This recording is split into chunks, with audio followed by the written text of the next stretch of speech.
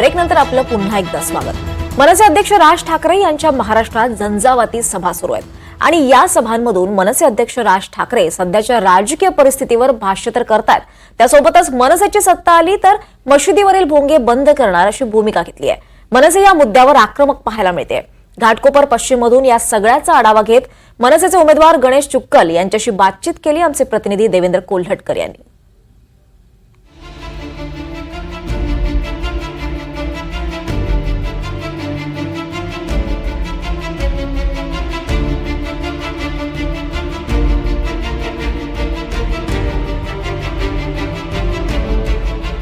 मुंबईत सध्या सगळीकडे प्रचाराची रणधुमाळी पाहायला मिळते। उमेदवार जे आहेत ते घरोघरी जातात, लोकांच्या भेटीगाठी घेतात। यावेळी मी घाटकोपर पश्चिम इथे आणि मनसेचे उमेदवार गणेश चुक्कल माझ्यासोबत आहेत। त्यांचा प्रचार सध्या या ठिकाणी सगळ्या घाटकोपर परिसरामध्ये सुरू आहे। प्रचार सुरू आहे, काय सांगाल, काय भावना आहे? आपण बघत असाल या प्रचारामध्ये किती उत्साह आणि किती जल्लोष आहे आणि या ठिकाणी नक्की यावेळेला महाराष्ट्र नवनिर्माण सेनेचा उमेदवार लोक विजयी करतील। एक अटीतटीची आणि चुरशीची लढत जी आहे ती घाटकोपर पश्चिमच्या या सगळ्या परिसरात पाहायला मिळते, कारण महाविकास आघाडी आहे, महायुती आहे आणि तुम्ही आहात।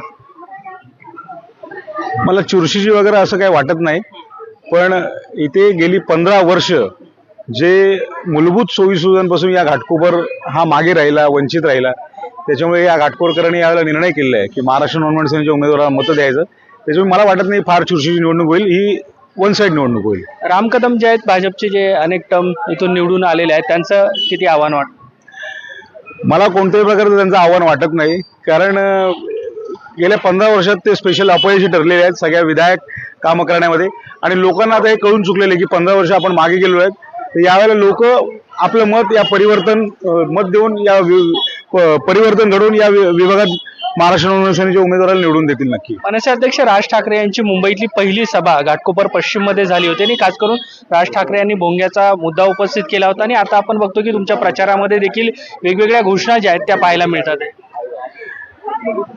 भोंग्याच्या विषयामध्ये 17,000 महाराष्ट्र सैनिकांवर, त्याच्यापेक्षा अधिक लोकांवर केसेस झाल्या। काही भोंगे कमी अधिक प्रमाणात कमी झाले, काही तसेच चालू आहे। पण आपण पाहत असाल की महाविकास आघाडीचं सरकार असताना देखील त्या ठिकाणी भोंगे ते आवाज त्याचा हे करू शकले नाहीत, पण आम्ही आंदोलन करून त्या भोंग्यावर निर्बंध आणण्याचा प्रयत्न केला। पण आता समजा राजसाहेबांची भूमिका आहे, सत्ता आली तर आम्ही नक्की ते करून दाखवू। घाटकोपरमध्ये यावेळी परिवर्तन होईल, 100% परिवर्तन होईल। यावेळेला परिवर्तन होईल आणि यावेळेला महाराष्ट्र नवनिर्माण सेनेचा उमेदवार ते विजयी होईल। ठीक, धन्यवाद ही सगळी बातचीत केल्याबद्दल। व्हिडिओ जर्नलिस्ट संतोष पालवणकर, मी देवेंद्र कोल्हटकर, NDTV मराठी, मुंबई। हे आहे NDTV आणि आपण पाहत आहात NDTV मराठी।